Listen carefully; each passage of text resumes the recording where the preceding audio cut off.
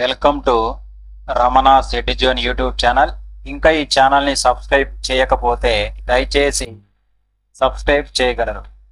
గత వీడియోలో మనము ఈవో గ్రేడ్ 3కి సంబంధించి పేపర్ 2లో భాగంగా 10వ చాప్టర్ గురించి మనము డిస్కస్ చేస్తూ ఇక్కడ కామన్ ఫండ్ గురించి, కామన్ గుడ్ ఫండ్ గురించి తెలియజేయడం జరిగింది. ఇక్కడ మనము కామన్ గుడ్ ఫండ్ గురించి తెలియజేసినటువంటి సెక్షన్ మనకి ఏంటంటే సెక్షన్ 57(2)B. అంటే మనకు ఎటువంటి దేవాలయాలకు మనము కామన్ గుడ్ ఫండ్ ను మనము బడ్జెట్ లో కేటాయిస్తాము అంటే ఏ దేవాలయాల యొక్క వార్షిక ఆదాయము ఎంతలోపు ఉండాలి.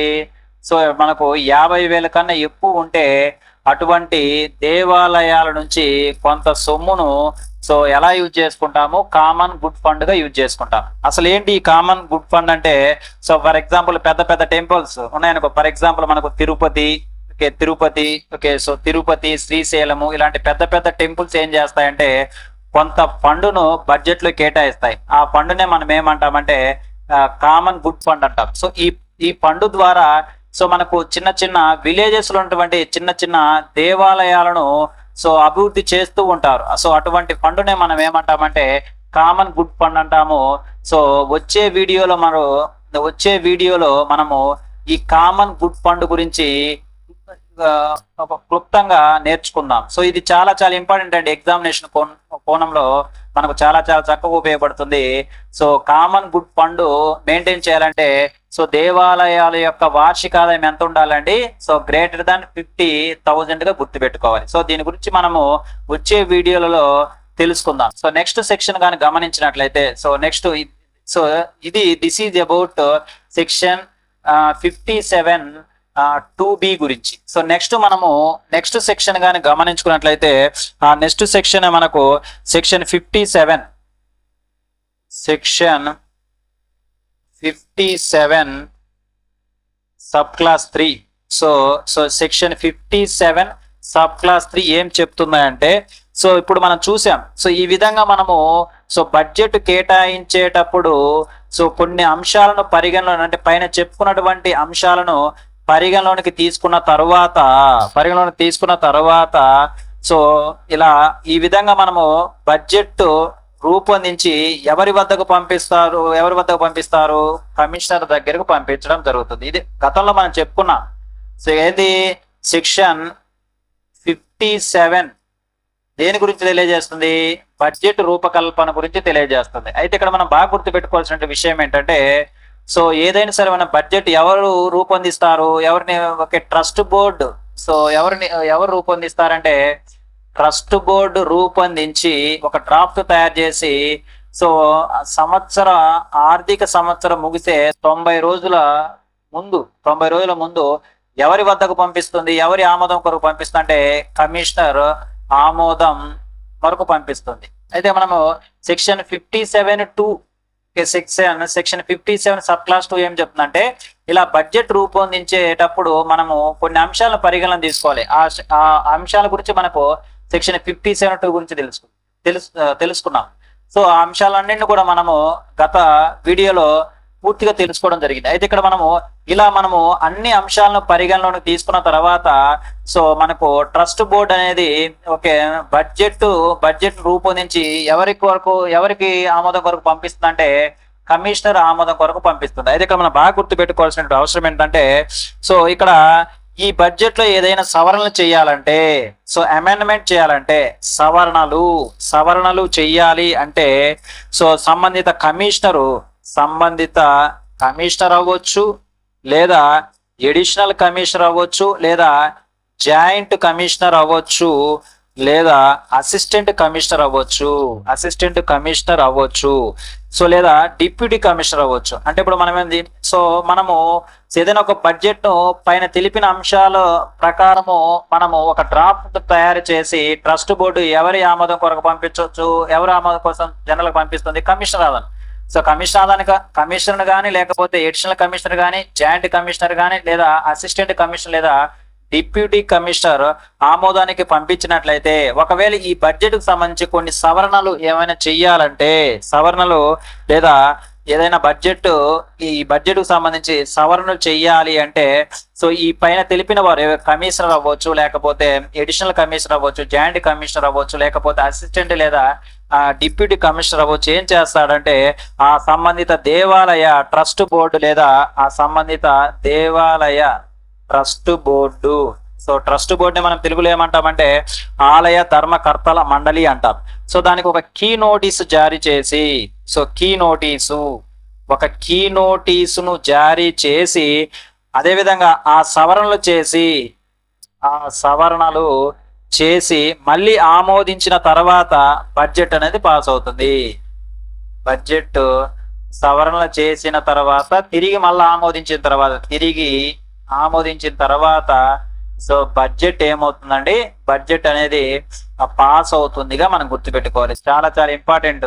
సో ఈ సెక్షన్ ఏం చెప్తుందంటే సెక్షన్ 57 సబ్ క్లాస్ 3 ఏం చెప్తుందంటే సో మనము పైన తెలిపిన విధంగా బడ్జెట్ ని కేటాయించి ఒక డ్రాఫ్ట్ ను ట్రస్ట్ బోర్డు ఎవరు ఆమోదం కొరకు పంపిస్తుంది, కమిషనర్ ఆమోదం కోసం పంపిస్తుంది. ఒకవేళ ఇలా కేటాయించినటువంటి బడ్జెట్లు ఏవైనా సవరణలు చేయాలంటే సో కమిషనరు ఏం చేస్తాడు, ఆ ట్రస్ట్ బోర్డుకి కీ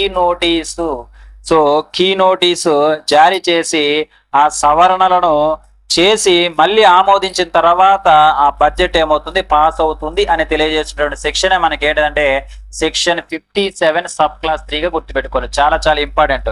సో నెక్స్ట్ సెక్షన్ కానీ మనం గమనించినట్లయితే నెక్స్ట్ సెక్షన్ ఏంటిది, సో నెక్స్ట్ సెక్షన్ మనం గమనించినట్లయితే సెక్షన్ 57 క్లాస్ 4 చాలా చాలా ఇంపార్టెంట్ అండి.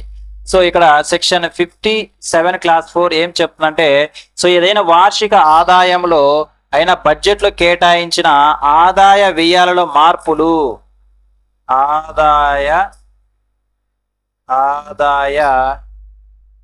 వ్యయాలకు సంబంధించినటువంటి మార్పులు అంటే ఒక హెడ్ కింద కేటాయించిన నగదును వేరొక హెడ్ కి మార్చాలంటే, ఫర్ ఎగ్జాంపుల్ ఒక హెడ్ కి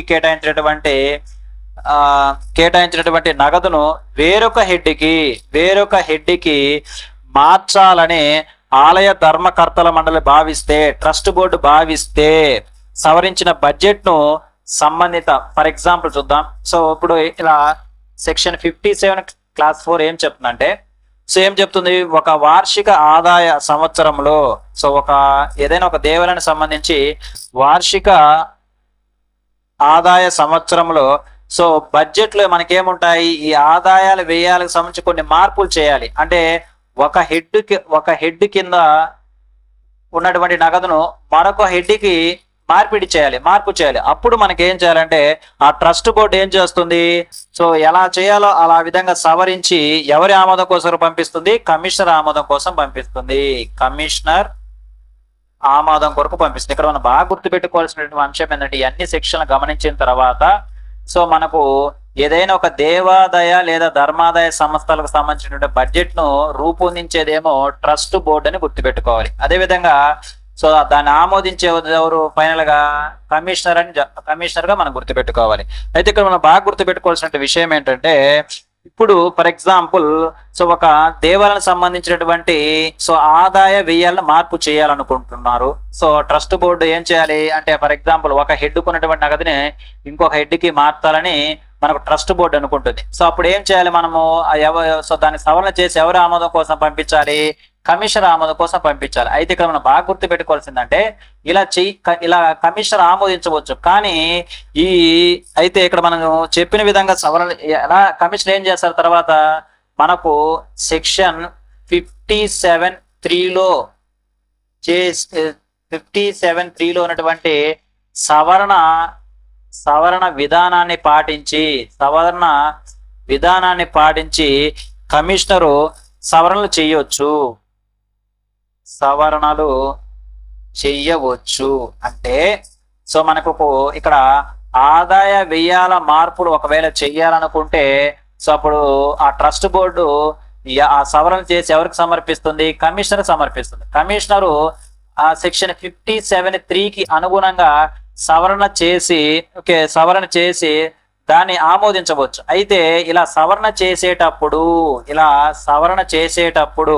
2 సెక్షన్లకు బడ్జెట్ లో మొత్తం రెండు సెక్షన్లకు సంబంధించి ఆ సెక్షన్లు ఏంటి చెప్పండి. ఒకటి ఒకసారికి సెక్షన్ 57 2A1 అదేవిధంగా 2A2.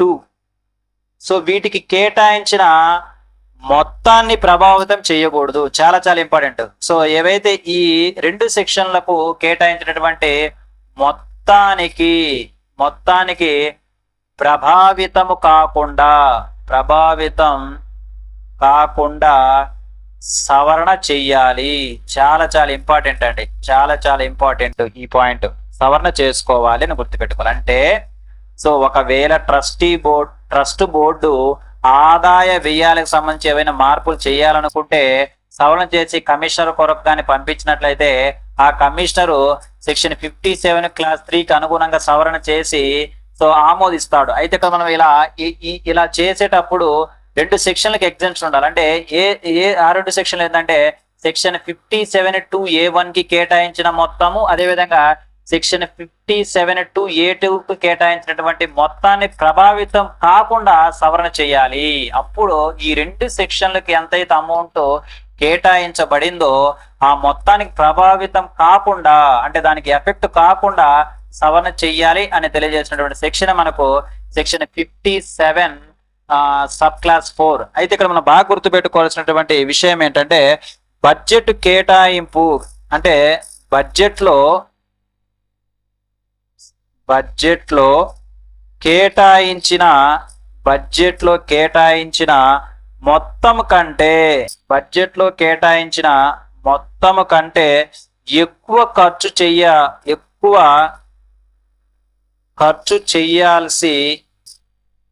చేయాల్సి వస్తే, ఫర్ ఎగ్జాంపుల్ సో ఒక బడ్జెట్ లో కొంత అమౌంట్ ఖర్చు చేయాలనుకున్నారు. సో ఆ ఖర్చు చేయవలసిన అనుకున్న అమౌంట్ కన్నా ఎక్కువ ఖర్చు చేయాల్సి వస్తే ట్రస్ట్ బోర్డు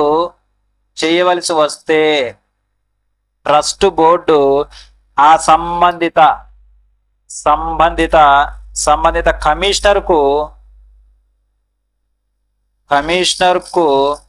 కారణాలు తెలుపుతూ, చాలా చాలా ఇంపార్టెంట్ అండి, కమిషనర్కు కారణాలు తెలుపుతూ రిపోర్టు చేయవలసి ఉంటుంది.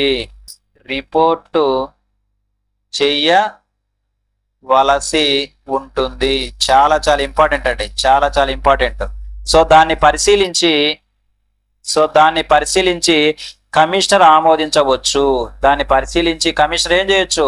ఆమోదించవచ్చు. సో ఇది మనకు సెక్షన్ 57 సబ్ క్లాస్ 4.